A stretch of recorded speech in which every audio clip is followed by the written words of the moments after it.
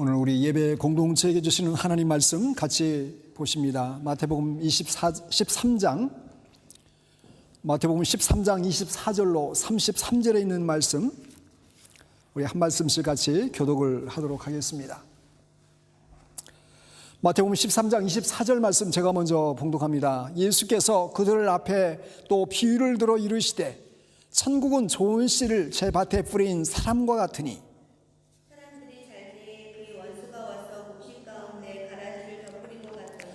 싹이 나고 결실할 때에 가라지도 보이거늘 집 주인의 종들이 와서 말하되 주여 밭에 좋은 씨를 뿌리지 아니하였나이까. 그런데 가라지가 어디서 생겼나이까. 주인이 이르되 원수가 이렇게 하였구나. 종들이 말하되 그러면 우리가 가서 이것을 뽑기를 원하시나이까. 주인이 이르되 가만두라. 가라지를 뽑다가 묵시까지 뽑을까 염려하노라. 둘 다 추수 때까지 함께 자라게 두라. 추수 때에 내가 추수꾼들에게 말하기를 가라지는 먼저 거두어 불사르게 단으로 묶고 곡식은 모아 내 곶간에 넣으라 하리라. 또 비유로 들어 이르되 천국은 마치 사람이 자기 밭에 갖다 심긴 겨자씨 하나 같으니 이는 모든 씨보다 작은 것이로되 자란 후에는 풀보다 커서 나무가 되매 공중의 새들이 와서 그 가지에 깃들을 이느니라. 또 비유로 말씀하시되 천국은 마치 여자가 가루젓갈 속에 갖다 넣어 전부 부르게 한 누룩과 같으니라. 아멘. 자, 우리가 지난주에도 참 천국에 대해서 씨 뿌린 비유를 통해서 하나님 말씀을 함께 나눴습니다. 우리가 마태복음 13장은 한마디로 그 별명을 붙이자면 천국장이다. 천국에 대해서 예수님께서 천국은 이런 것이다. 7가지 비유를 통해서 천국의 그 모습들을 우리로 하여금 보게 하시고 또 천국이 어떤 것인지 어떤 그런 내용과 속성을 갖고 있는지를 예수님께서 여러 가지 비유적인 모습들을 통해서 천국의 모습을 우리에게 그려주고 있습니다. 여러분, 하나님의 말씀인 성경은 구약이 39권 그리고 신약이 27권 도합 합치면은 66권으로 이루어지는 것이 성경책입니다. 이 성경책은 약 40여 명의 저자들에서 약 1600년 동안 그 기간 동안 40여 명의 저자들에 의해서 기록된 그 하나님의 말씀입니다. 근데 이 성경책 말씀을 한 문장으로 이게 줄여서 설명을 한다고 하면은 이렇게 말을 할 수 있습니다. 예수 그리스도의 구원을 통한 하나님 나라다. 예수 그리스도의 구원을 통한 하나님 나라. 또 다른 말로 하면 예수 그리스도의 구원을 통한 천국의 내용이 기록된 것이 바로 이 하나님 말씀이다라고 한 문장으로 표현을 할 수가 있습니다. 우리 다시 한번 따라서 한번 해보겠습니다. 예수 그리스도의 구원을 통한 하나님 나라. 예. 여러분, 하나님 나라는 구약 성경부터 또 신약 성경의 구석구석까지 하나님 나라, 하나님이 다스리시고 하나님이 통치하시고 하나님이 그 시작을 하셨듯이 마지막에 완성되는 하나님 나라를 이루어 가실 것이다. 그것이 창세기부터 요한계시록까지 주어지는 그 하나님의 메시지가 담겨져 있는 것이 성경이다라고 말할 수가 있습니다. 특별히 예수님께서 천국 사역을 시작하시면서 복음을 증거하시면서 회개하라. 무엇이 가까이 왔느니라? 천국이 가까이 왔느니라. 천국이 가까이 왔다. 하나님 나라가 가까이 왔다라고 선포하신 것이 예수님께서 가장 먼저 증거하신 그 메시지였습니다. 그러므로 우리가 성경을 읽을 때에 하나님 나라 천국에 대한 개념이 없으면 이 성경을 읽을 때에 그 중심적인 핵심적인 내용을 놓칠 가능성이 많이 있습니다. 개인의 신앙생활도 마찬가지입니다. 우리가 비록 이 땅에 발을 디디고 살아가고 있지만 우리는 여전히 이 땅의 시민권과 함께 하늘나라의 시민권을 갖고 있는 이중 국적자라는 그런 개념을 갖고 있지 않으면 우리가 이 땅의 것이 모든 것이냐 생각하며 잘못된 삶을 살 수 있기 때문에 우리는 우리의 개인의 삶 속에서 신앙생활에서도 하나님 나라를 꿈꾸며 천국을 꿈꾸며 살아가는 것이 정말 중요하다는 것을 보게 되는 것입니다. 더 나아가서는 교회 공동체도 마찬가지입니다. 하나님 나라를 바라보는 시각이 없으면 교회가 뭐하러 복음 증거하기에 수고하고 애를 써야 됩니까? 그리고 복음이 증거되지 않는 곳에 선교사들이 나아가서 복음을 전할 그 이유가 도대체 무엇에 있습니까? 바로 여기에는 하나님 나라를 꿈꾸며 하나님 나라가 온 땅 가운데 증거되고 하나님 나라가 온 땅 가운데 증거됨을 통하여서 구원의 기쁨을 누리고 천국의 기쁨을 누리고 하늘나라의 백성된 삶을 살아가게 하기 위하여 하나님을 모르는 백성들에게 복음을 증거하기 위해서 나가서 사역하는 분들이 바로 선교사님들입니다. 그러므로 우리는 하나님 나라 천국에 대한 소망을 갖고 살아가는 것이 얼마나 우리의 믿음 생활에 활력소가 되고 소망이 되는지를 다시 한번 이 말씀을 통해서 알아가는 그런 은혜의 시간이 되어지기를 간절히 소망합니다. 여러분, 천국에는 크게 우리가 두 부분으로 나눌 수가 있어요. 현재의 천국과 그리고 미래의 천국, 두 가지 개념으로 나누어 생각할 수 있습니다. 보통 우리가 천국 하면 어떻게 합니까? 사람이 죽어 장례 예배하면은 보통 우리는 어떻게 합니까? 그냥 장례식 하지 않고 천국 환송 예배, 천국 환송 예배를 드려요. 천국에 가시는 그런 죽음이 그냥 사망으로 끝나는 것이 아니라 천국에 가는 관문이 바로 죽음이다라고 우리는 바라보기 때문에 천국 환송 예배 이렇게 표현을 합니다. 그러나 죽어서만 가는 천국이 아니라 바로 하나님 나라는 지금 현재 이루어가고 있는 것이 우리의 삶의 여정 가운데 하나님 나라가 이루어지는 그 천국이 이루어지는 그 현재의 천국이 있다는 것을 우리는 반드시 기억을 해야 합니다. 이런 마태복음, 마가복음, 누가복음, 요한복음을 사복음서다라고 이렇게 말을 합니다. 근데 마태복음과 나머지 마가복음, 누가복음, 요한복음에서 바라보는 이 천국과 이 하나님 나라의 그 표현이 서로 다르게 나타나는 것을 볼 수 있는데, 마태복음은 어떻게 표현되고 있습니까? 천국으로 표현되고 있습니까? 하나님 나라로 표현되고 있습니까? 오늘 말씀에 어떻게 표현되고 있죠? 하나님 나라로 표현되고 있나요? 그렇지 않죠. 천국은 이와 같으니, 천국은 이와 같으니 이렇게 말하고 있어요. 그래서 씨 뿌린 비유가 사복음서에 거의 다 나오는데, 마태는 이것을 천국의 비밀이다 이렇게 말하고 있지만은 마가복음이나 누가복음에서는 하나님 나라의 비밀이다 이렇게 표현을 하고 있습니다. 근데 사실 천국과 하나님 나라는 어떻게 보면 다른 표현이 아니라 같은 표현이다라고 말할 수 있어요. 마태는 누구입니까? 마태는 유대인이었어요. 그래서 유대인들에게 마태복음을 기록할 때에 유대인들이 가장 예수 그리스도의 복음에 대해서 잘 알고 이해하기 쉽게 그런 관점으로 마태복음을 기록하게 됩니다. 유대인들은 특별히 하나님이란 그 표현을 두려운 마음이 있어서 잘 사용하지 않기 때문에 하나님 나라는 표현보다는 천국이다라는 표현으로 하나님 나라를 이렇게 표현을 하고 있는 것을 보게 됩니다. 어쨌든 하나님 나라라고 표현하고 있어요. 천국도 어떻게 보면 뭐 나라 국자를 써서 하늘에 있는 나라 이렇게 해석을 할 수 있는데, 우리가 보통 나라라고 하면 세 가지 조건이 충족이 돼야 합니다. 먼저는 뭐가 있어야 되면 주권이 있어야 돼요. 그리고 영토가 있어야 돼요. 그리고 영토 가운데 살고 있는 국민이 있어야 됩니다. 이 세 가지 속성이 있을 때에 그 나라를 나라다라고 이렇게 표현을 할 수 있는데, 예를 들면 쿠르드족 같은 경우는 어떻습니까? 국민도 있고 또 나름 뭐 자기들 주권이 있는데 자기 땅이 없어요. 터키하고 뭐 시리아 그 접경에 위치해 있어가지고 자기 땅이라고 주장할 만한 땅이 없음으로 인해서 나라라고 인정을 받지 못하고 있습니다. 또 티베트 쪽도 마찬가지죠. 거기에 살고 있는 국민도 있고 또 땅도 있지만은 주권이 없어요.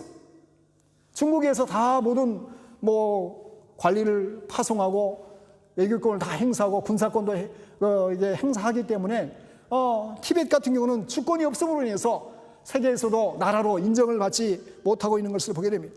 이런 오늘 이 본문에는 하나님 나라, 천국을 이야기하면서 우리가 생각하는 그런 가시적인 그런 세 가지 속성을 이야기하는 것보다는 오히려 예수님께서 말씀하신 이 나라는 하나님이 통치하시고 하나님이 다스리심으로 인해서 하나님의 주권이 임하는 주권이 퍼져나가는 그 의미의 그 의미로서 오늘 천국, 하나님 나라를 우리에게 소개해 주고 있는 것을 보게 됩니다.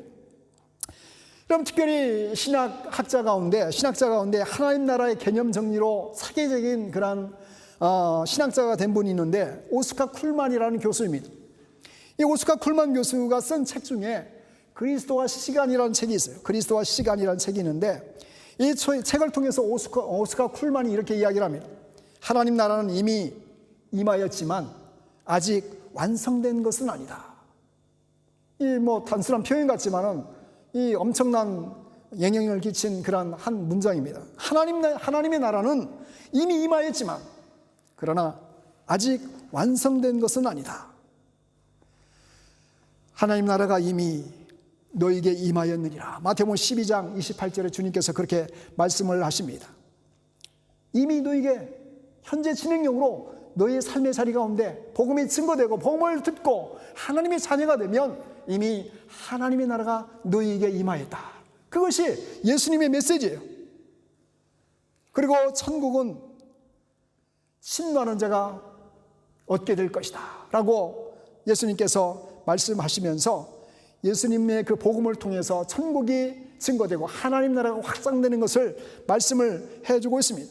그래서 천국에 대한 개념은 이미 이루어졌다는 것입니다. 그러나 아직 완성되지는 않았다라는 것입니다. 그래서 영어로는 already, not yet이라는 그런 단어를 사용하면서 하나님 나라가 이미 임하였지만 아직 완전하게 완성된 것은 아니다라는 개념으로서 오스카 쿨만 교수는 그렇게 이야기를 하는 것입니다.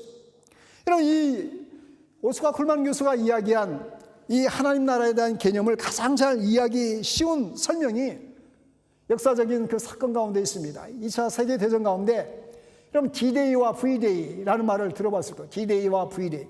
이 D-Day가 무슨 말입니까? D-Day. 저 프랑스 노르망디 북서쪽의 노르망디 지역의 연합군이 1944년 6월 6일 날 노르망디 상륙 작전을 감행하게 됩니다. 이 디시전 데이예요. 근데 이 D-Day를 통해서 연합군이 이제 거의 이 사건을 통해서 승전의 날을 기약하면서 V-Day로 향하고 있는데, 여러분 이 D-Day와 V-Day를 통해서 이 하나님 나라를 가장 잘 이해하기 쉬운 그런 역사적인 사건이라고 볼 수 있어요. 물론 D-Day를 통해서 바로 승리한 것은 아니었어요. 여러 가지 계속해서 독일과 전쟁을 치르면서 거의 1년여 기간 동안 엄청난 피 흘리는 싸움이 이어지게 됩니다. 그러나 이 노르망디 상륙 작전을 통해서 연합군이 승리의 교두보를 확보하게 되고 이미 승리를 바라보면서 계속해서 전진해 나가게 되고 결국 1945년 5월 8일에 독일이 연합군에게 항복을 선언하게 됩니다. 그리고 그날을 빅토리 데이다, V-Day다라고 이제 제2차 세계전 그런 종전의 날로 이렇게 선언을 하게 됩니다. 여러분 이 V-Day와 D-Day의 개념을 생각하면서 바로 예수님께서 천국 복음을 증거하신 날을 어떤 날로 말할 수 있을까요? 그러면 바로 D-Day다, 디시전 데이다. 하나님 나라가 이미 너에게 임하였다. 그러나 완성된 것은 아니다. 그러면은 V-Day는 언제가 V-Day가 될 수 있을까요? 예수님께서 제자들에게 말씀하신 것처럼 너희가 본 것처럼 내가 다시 오리라. 세상 마지막 때가 되면 주님께서 다시 재림하시는 그날이 바로 하나님 나라가 완성될 그런 V-Day의 날로 우리가 생각을 할 수 있습니다. 바로 이것이 예수님께서 천국에 대한 하나님의 나라에 대한 개념을 우리에게 소개해 주고 있는 그 내용이라고 볼 수 있습니다. 그래서 이 천국이 무엇이냐라는 것을 지난주에 씨 뿌리는 4가지 비를 통해서 우리가 함께 말씀을 나누는데, 하나님의 말씀이 뿌려지는데 길가에도 떨어지고 또 어디입니까? 돌바지에도 떨어지고 그리고 또 가시떨기에도 떨어지고 그리고 좋은 땅에도 떨어지게 되는데, 그러나 그 하나님의 말씀을 받아 열매를 맺힌 땅은 바로 좋은 땅에 씨앗이 맺혀지게 되면 30배, 60배, 100배, 100배, 60배, 30배의 놀라운 열매를 맺게 되는 그런 그것이 바로 천국의 모습이다라고 말씀하고 있어요. 오늘 이어지는 두 번째 천국에 대한 그 비유를 말씀해 주는데 24절부터 30절까지 보면은 천국에 대한 비유가 가라지 비유로 소개해 주고 있습니다. 여러분 24절 말씀을 다시 한번 읽어보면 24절 말씀, 예수께서 그들 앞에 또 비유를 들어 이르시되 천국은 좋은 씨를 제 밭에 뿌린 사람과 같으니, 농부가 밭에 좋은 씨앗을 심었습니다. 그런데 그 밭에 가라지도 함께 자라게 되었다는 것입니다. 여러분 2000년 전 팔레스틴 땅에 밭농사를 통해 보리를 재배하게 됩니다. 근데 보리밭에 보리만 자라는 것이 아니라 뭣도 자랐다고요? 가라지도 자라게 되었다. 여러분 혹시 어렸을 때가 아닌 논농사를 접은 사람이 없으니까 이게 희한하게도 이게 모내기를 해서 이제 그 모종을 심으면 벼와 함께 뭐가 자랍니까? 혹시 들어봤어요? 피가 자라요. 피가 자라는데 한국 그 상황에서 이제 논농사를 많이 지으니까 희한하게도 이게 벼 이삭하고 피하고 비스무리해요. 자라날 때는. 잘 몰라요.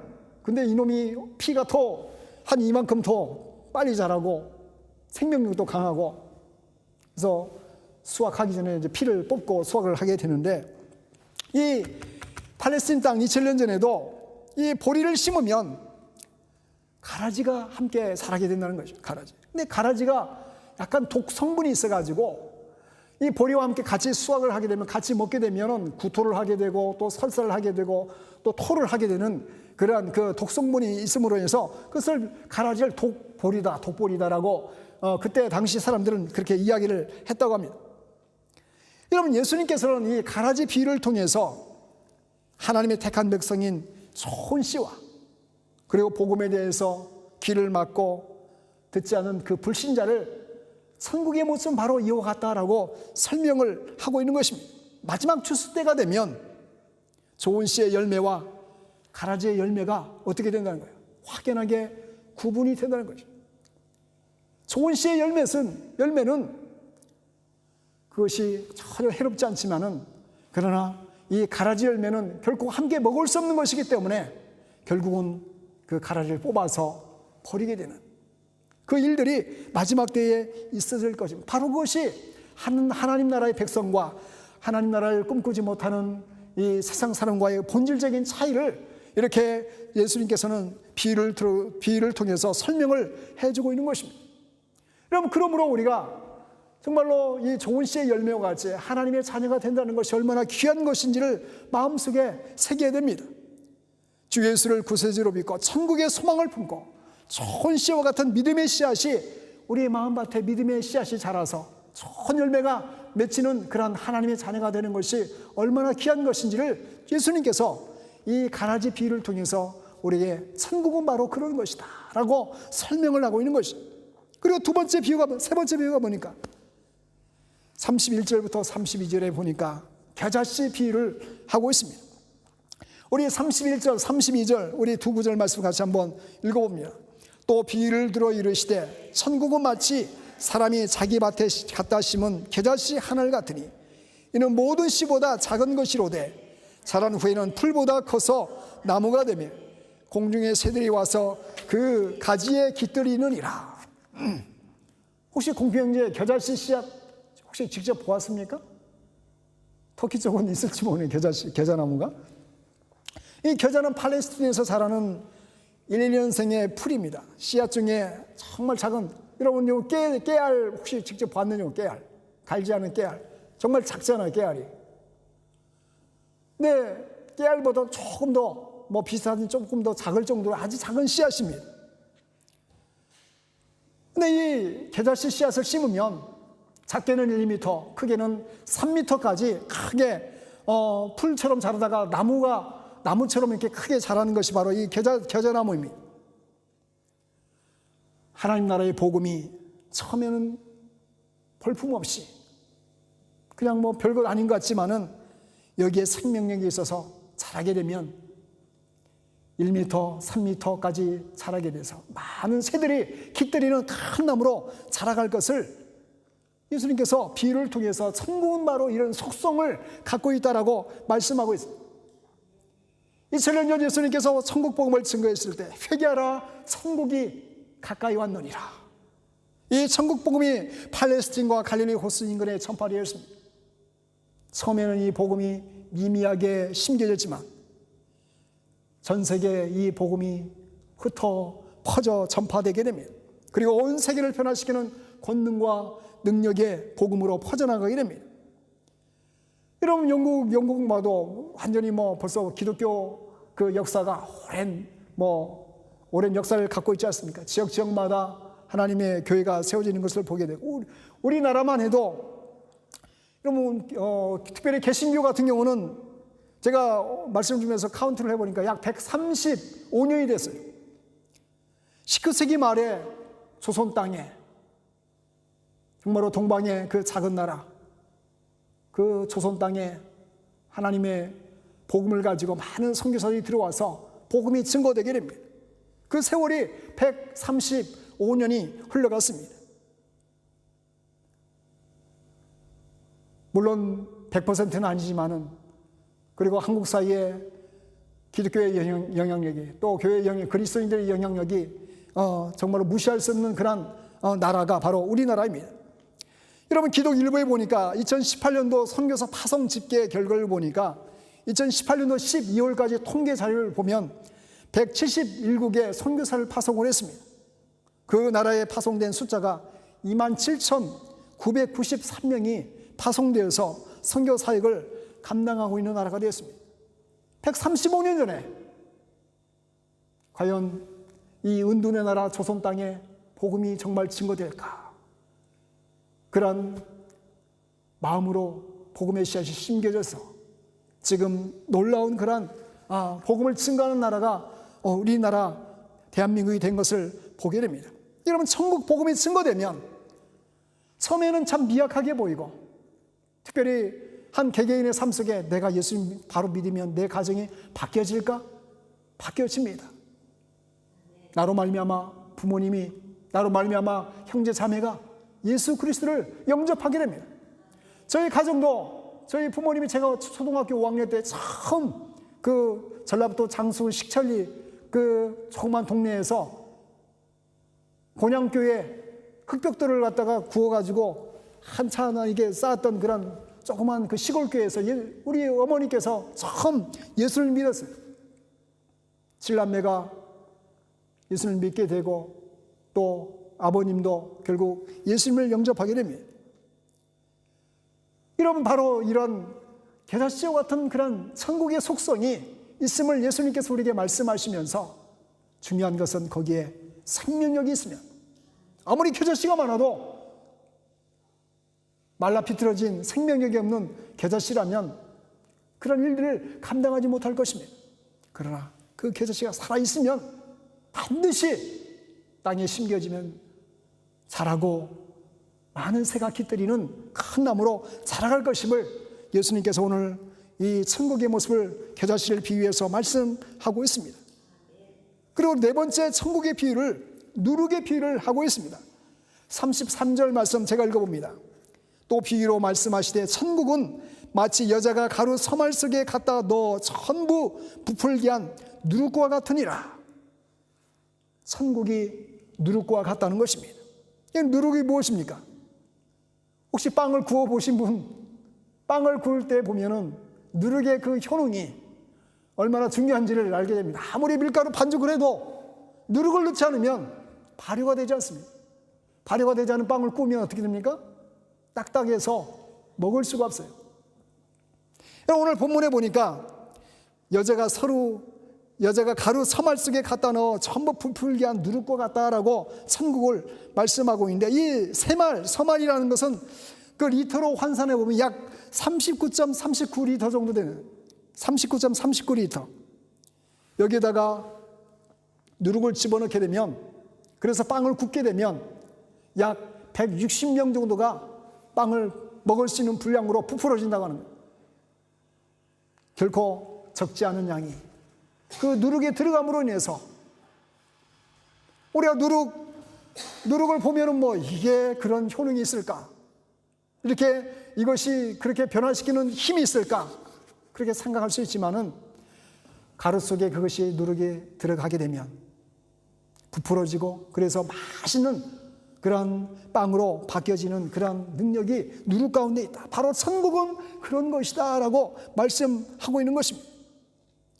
여러분, 그러므로 우리가 천국 백성이 된다는 것은 때로는 겨자씨처럼, 때로는 좋은 씨앗처럼, 그리고 오늘 말씀처럼 때로는 누룩처럼 되어질 때에 우리가 하나님 백성으로서 그리스도인으로서 살아가고 있는 그 삶의 자리에 내가 때로는 누룩이 되어서 그 공동체를 정말로 만난 빵으로 바뀌어 가듯이 내가 있음으로 인해서, 내가 존재함으로 인해서 내가 몸담고 있는 그 장소가 거룩해지고 소망이 있고 즐겁고 행복한 장소가 될 수 있는 것입니다.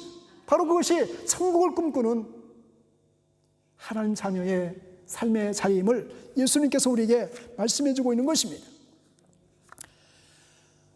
여러분, 이 누룩처럼 또 겨자씨처럼 한 인생이 변화됨으로 해서 많은 선한 영향을 끼친 사람 중에 한 사람을 꼽으라면 미국의 부흥사역 또 찬양 사역자로서 사역을 했던 빌리 선데이입니다. 이런 빌리 선데이가 1862년부터 1935년까지 살았던 사람인데 어린 시절에 교회에 다닐 때에 그 교회 목사님이 이런 이야기를 빌리에게 이야기를 했다고 합니다. 빌리야, 너는 매일 성경을 15분씩 꼭 읽도록 해라. 그리고 매일 15분씩 하나님께 기도 드리는 사람이 되어라. 그리고 15분씩 하나님에 대해서 다른 사람에게 이야기하도록 해라. 그리고 마지막으로 매일 15분씩 너의 사랑을 행동으로 보여주는 삶을 살아라. 이렇게 그 목사님이 이야기를 했다는 거예요.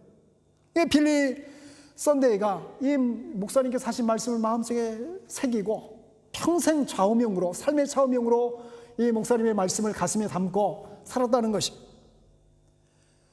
그리고 그는 찬양 사역을 하면서 그가 가는 곳곳마다 그의 삶을 통해서 또 그의 삶의 증거를 통해서 많은 그런 도시가 변화되고, 그래서 어떤 그 사람의 그 부흥 사역을 그 통계를 이렇게 뽑아 보니까 이런 놀라운 그런 통계 수치가 나왔다는 거예요. 그가 방문한 3만 명 미만의 도시에서 전체 인구의 22%가 이 찬양 사역팀의 그 선교를 통해서 회심을 하게 됐고, 3만에서 5만 명의 도시 전체의 15%, 그리고 5만에서 10만 명의 도시는 13%, 10만에서 50만 명의 그 도시는 9%, 50만 명의 이상의 도시에서는 전체 인구의 4%가 이 찬양사역과 부흥사역을 통해서 예수님을 만나는 놀라운 부흥의 역사가 그 1900년도 초반에 나타났다라고 이렇게 교회 역사가들이 이렇게 말을 하고 있습니다. 한 사람이 천국의 소망을 꿈꾸고 마치 누룩처럼 변하는 삶을 살아갔을 때에 놀라운 그런 변화가, 놀라운 부흥이 그의 한 인생을 통하여 나타나는 사건을 우리에게 보여주고 있는 것입니다. 오늘 예수님께서는 천국은 마치 이런 것이다. 우리에게 지금까지 말씀한 것 중에 좋은 씨앗, 하나님 말씀이 우리 마음속에 생명의 씨앗이 되어서 좋은 밭에 그 씨앗이 심겨지게 되면 어떤 일이 벌어지게 된다는 것입니까? 많은 열매를 맺게 될 것이다. 그것이 자연의 이치고 또 천국 백성의 삶의 자리에 이치임을 예수님께서 말씀하고 있는 것입니다. 그리고 뭡니까? 비록 가라지가 있지만, 가라지도 함께 자라지만 마지막 때에는 바로 좋은 열매는 하나님께서 그 인생을, 그 삶을, 그 믿음을 아름답게 보시고 가라지처럼 심판받지 않는 그런 축복된 삶이 될 것을 말씀해 주시고, 그리고 천국을 꿈꾸는 하나님의 백성들의 삶이 하나의 작은 처음에는 보이지 않는 그런 겨자씨처럼 존재가 희미하고 과연 생명이 있을까? 이게 잘 자랄까? 의구심이 드는 것이지만 믿음의 생명력이 믿음의 밭에 심겨지게 되면 겨자씨처럼 놀라운 그런 성장의 열매가 맺어질 것이고 누룩처럼 온 빵덩이를 다 변화시키는 만난 빵으로 바뀌어지는 그런 효능이 있는 누룩이 됨으로 인해서 우리의 삶의 자리에도 놀라운 하나님 나라가 이루어지는 하나님 나라의 백성의 그 주역이 되는 그 놀라운 은혜가 우리의 삶의 자리에 있을 것임을 이 누룩의 교훈을 통해서 말씀해 주고 있는 것입니다. 천국 백성의 소망을 꿈꾸며 남을 의식하지 않고 하나님을 바라보시면서 믿음 가운데 정말로 아름답게 누룩처럼 겨자씨처럼 그리고 좋은 씨앗처럼 승리해 나가는 사랑하는 주의 백성들이 되시기를 간절히 주님의 이름으로 축원을 드립니다. 우리 이 시간 한 결단하는 마음으로 한 3분 정도 우리 자신을 바라보시면서 하나님 정말 내 삶의 자리가 누룩처럼 내가 있음으로 인해서 하나님의 영광이 드러나고 내가 있음으로 인해서 정말로 많은 하나님을 알지 못하는 사람들에게 선한 영향을 끼치며 참으로 하나님의 축복의 통로가 될 수 있도록 내 삶을 붙드시고 인도하시고 겨자씨처럼 정말로 믿음이 잘 자라나서 많은 정말로 열매가 맺혀지는 그런 축복된 믿음의 삶이 될 수 있도록 은혜를 베풀어 주시옵소서. 그런 마음으로 자신을 바라보며 한 3분 정도 함께 통성으로 기도하도록 하겠습니다.